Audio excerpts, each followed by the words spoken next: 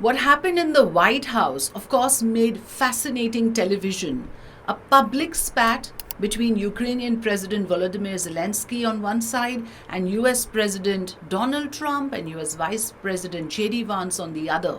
What are the big takeaways? The first thing I would say, even though many are saying that this has left Zelenskyy weakened. After all, he walked into the lion's den. He should have expected this. This was waiting to happen. This was no less than a public humiliation. And was this even necessary? But I would still say that, the courage and fortitude that Volodymyr Zelenskyy displayed, he stood up to the mighty powers and he made his point emphatically. And that is where he stands, even though Trump kept repeating himself that you do not have the cards, you do not have a bargaining chip here, you are at our mercy. But he sounded patronizing. Obviously, this is a case of asserting one's supremacy over the other.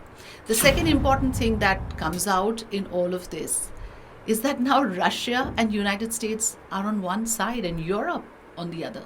Obviously, Britain and France and Germany have immediately expressed its support to Ukraine.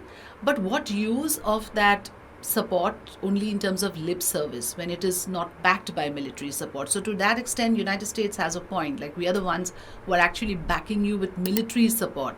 So if anybody's support actually matters, it is ours, not that of Europe's, which is metaphorically backing you, but it's not consequential. The third important point here is the entire geopolitics now changes. And India will not be absolutely insulated from its impact. If you have Russia and US on one side, Ukraine and the rest of Europe on the other, how does that change dynamics with India? That will be interesting to watch out, because it was a very different narrative under Biden administration.